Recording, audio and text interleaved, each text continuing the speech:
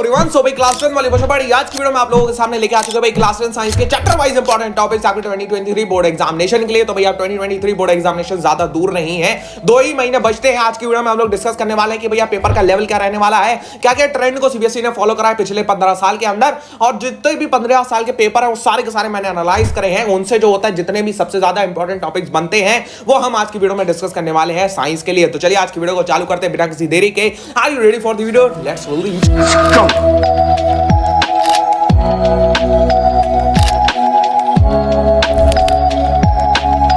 Class 10 science chapter wise important topics by पढ़ाई एक मजा। तो भैया जो होता है इसमें सबसे पहले हम लोग बात करने वाले हैं भैया पेपर लेवल के बारे में कि जो होता है हमने जो 15 साल का ट्रेंड एनालिसिस कर रखा है कि भैया 15 साल में आपके पेपर किस लेवल पर पूछे गए हैं, उसमें कितने इजी क्वेश्चंस होने वाले हैं, कितने मॉडरेट क्वेश्चंस होने वाले हैं और कितने उसमें जो होता है ट्रिकी क्वेश्चंस रहने वाले। सर ये ट्रिकी कौन से क्वेश्चंस है? अरे भैया ये वही क्वेश्चंस है जिसमें जो होता है तुम्हारा इधर से थोड़ा सा जोर ज्यादा लगता है, कुछ बच्चे इसमें अटक जाते हैं। तो अगर हम बात करें 2010 से 2015 की, तो भैया जो होता है पेपर इजी लेवल पे लाई कर रहा था, मॉडरेट क्वेश्चंस उसमें बहुत कम थे। हाँ मतलब ठीक ठाक मॉडरेट क्वेश्चंस उसमें थे, ट्रिकी क्वेश्चंस भैया उसमें बहुत कम आ रहे थे।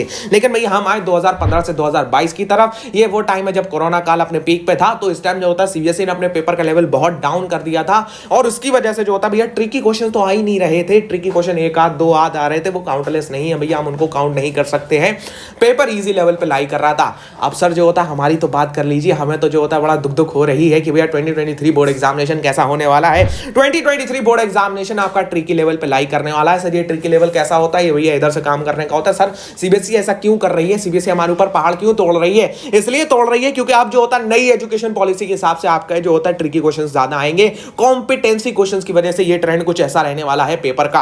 अब अगर जो होता है भैया आ जाते हैं चैप्टर वाइज आपके इंपॉर्टेंट टॉपिक्स की डिस्कशन करते हैं। सबसे पहले हम लोग बात करने वाले हैं भैया केमिस्ट्री की। केमिस्ट्री में सबसे पहला चैप्टर है आपका केमिकल रिएक्शंस एंड इक्वेशंस। इससे जो आपके इंपॉर्टेंट टॉपिक्स रह जाते हैं वो है भैया types of chemical reaction, oxidation, reduction and corrosion. इससे आपके मैक्सिमम टाइप ऑफ क्वेश्चंस पूछ लिए जाएंगे भैया सीबीएसई बोर्ड एग्जामिनेशन के लिए। तो मजेदार होने वाला है भैया chemical reactions and equations.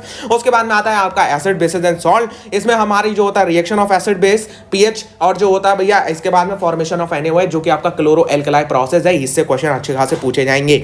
Metal and non metal की बात करूं भैया, उसमें केमिकल प्रॉपर्टीज ऑफ मेटल और रिएक्टिविटी सीरीज से क्वेश्चन पूछा जाएगा। अगर मैं जो होता है कार्बन एंड इट्स कंपाउंड की बात करूं, उसमें जो होता है IUPAC प्रॉपर्टीज ऑफ कार्बन से क्वेश्चन अच्छे खासे आपको देखने को मिल सकते हैं। बायोलॉजी की बात करते हैं जनाब, बायोलॉजी में लाइफ प्रोसेस है, फोटोसिंथेसिस, डाइजेशन, रेस्पिरेशन, डायग्राम्स इन सबके बहुत इंपॉर्टेंट हो जाते हैं, इन सबकी प्रोसेसेस बहुत इंपॉर्टेंट हो जाता है। साथ साथ में अगर आप बात करो तो एंजाइम्स जो होता है वो बहुत ज्यादा इंपॉर्टेंट है। और नेफ्रॉन का तो स्ट्रक्चर भैया गारंटी है, गारंटी के साथ में नेफ्रॉन का स्ट्रक्चर आएगा।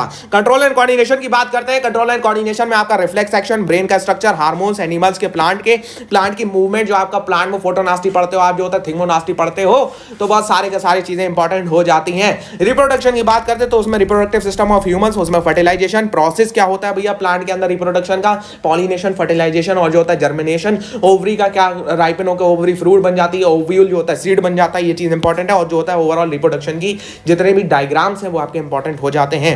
हेरिडिटी की बात करें भैया, मोनोहाइब्रिड, डाईहाइब्रिड, क्रॉस और मेंडल के लॉ। हेरिडिटी भी भैया जो होता है आपको बहुत अच्छी तरीके से मैं समझाऊंगा, आप उसको बस थोड़ा सा इंतजार करना है। फिजिक्स की बात करते हैं भैया, फिजिक्स में इंपॉर्टेंट टॉपिक्स इलेक्ट्रिसिटी की सबसे पहले बात करते हैं। आप लोगों ने मोहब्बत कर ली है इलेक्ट्रिसिटी के साथ में, Ohm's law, resistance factors, heating effect of electric current, advantages of circuit भैया बहुत ज्यादा इंपॉर्टेंट है। सर ये एडवांटेजेस ऑफ सर्किट, अरे वही पैरेलल सीरीज के क्या एडवांटेज रहने वाले हैं।